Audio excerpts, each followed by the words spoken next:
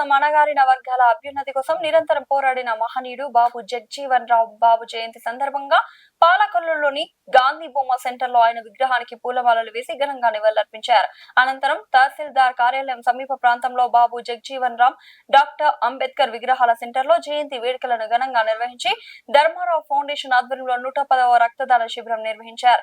ఈ కార్యక్రమంలో పేద మహిళలకు చీరలు అందజేశారు. ఈ కార్యక్రమంలో జనవనరుల శాఖ మంత్రి డాక్టర్ నిమ్మల రామనాయుడు మరియు ఏఎంసీ చైర్మన్ కోడి విజయభాస్కర్, అంగర రామ్మోహన్, పిచ్చిటి బాబు, చిన్నిమిల్లి గణపతి, కూటమి ప్రభుత్వ నాయకులు పాల్గొన్నారు.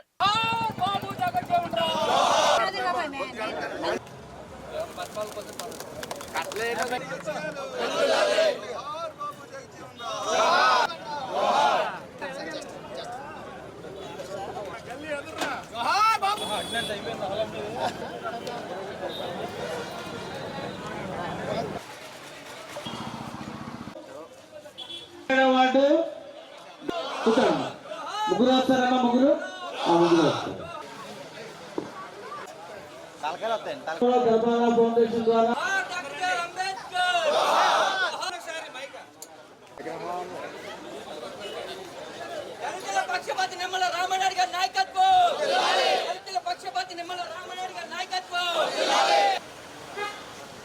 కౌరు మాణిక్యమ్మ గారు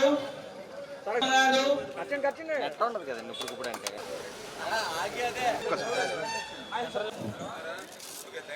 ఒక ఆవిడ వచ్చాను. ఇంటిపల్లి నాగమణి గారు, పిలిపి నాగమణి గారు, కళ్యాణి గారు, గారు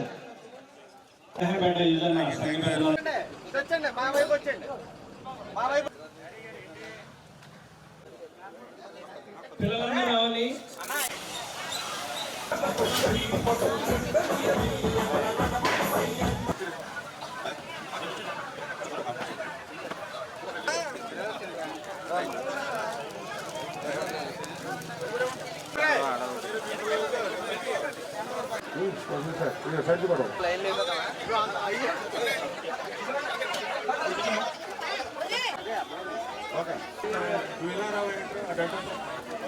ఓకే అమ్మా, ఓకే చిన్నగా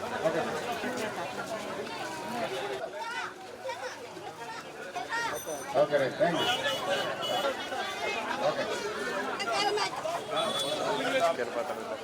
నువ్వు చెప్పాలి. ఓకే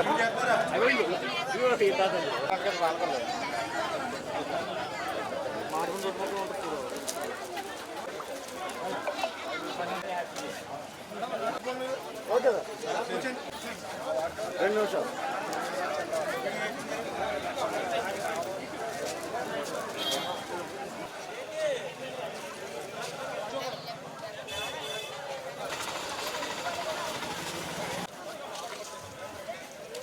ధర్మారావు ఫౌండేషన్ ద్వారా బాబు జగజ్జీవన్ రావు గారి జయంతి వేడుకల్ని ప్రతి సంవత్సరం కూడా మనం నిర్వహిస్తూ ఉన్నాం.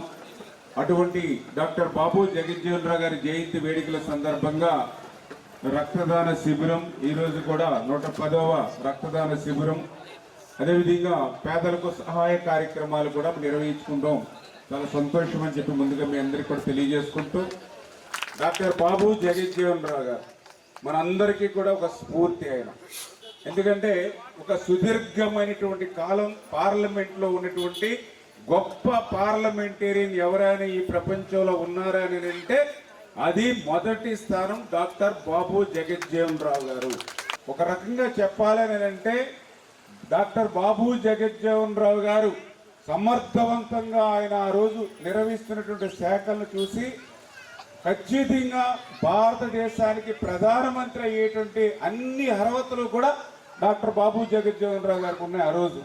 కాకపోతే కొంతమంది కుటిల ప్రయత్నాల వల్ల, కొంతమంది మరి ఏదైతే ఇటువంటి మహనీయుడికి అటువంటి అవకాశం రాకుండా ఉండాలని కొంతమంది కుట్రల వల్ల బాబు జగజ్జీవన్ రావు గారు ప్రధానమంత్రి కాలేకపోయారు. కానీ భారతదేశ ప్రధానిగా 100కి 100% అర్హతలు ఉన్నటువంటి వ్యక్తి మన డాక్టర్ బాబు జగజ్జీవన్ రావు గారు.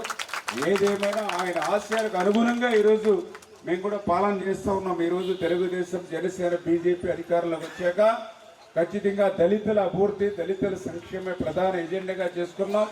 ఒక బాలయోగి గారిని అత్యున్నతమైనటువంటి పార్లమెంట్ స్పీకర్ పదవి ఇచ్చిన ఒక ప్రతిభా భారతి గారికి ఒక అత్యున్నతమైనటువంటి శాసనసభ స్పీకర్ పదవి ఇచ్చిన, justice Punnaiah SC ST commission ని మొదటిసారిగా ఈ ఆంధ్రప్రదేశ్ రాష్ట్రంలో ఏర్పాటు చేసిన, 2 గ్లాసుల విధానాన్ని రద్దు చేసిన, ఇట్లా ప్రతి కార్యక్రమం ఎస్సీ సప్లాన్ని సమర్థవంతంగా అమలు చేసిన, ఆంధ్రప్రదేశ్ రాష్ట్రంలో మొట్టమొదటి దళిత బిడ్డను ఒక చీఫ్ సెక్రటరీ మాధవరావు గారిని మరి దళిత బిడ్డని నియమించిన, ఇవన్నీ ఎవరు చేశారు? చంద్రబాబు నాయుడు గారు, తెలుగుదేశం ప్రభుత్వం ఆ రోజు చేసింది. మళ్ళీ ఈరోజు కూటమి ప్రభుత్వం మళ్ళీ మనందరి కోసం చేస్తూ ఉంది. ఖచ్చితంగా రేపు భవిష్యత్తులో కూడా దళితుల అభివృద్ధికి కట్టుబడి పనిచేస్తామని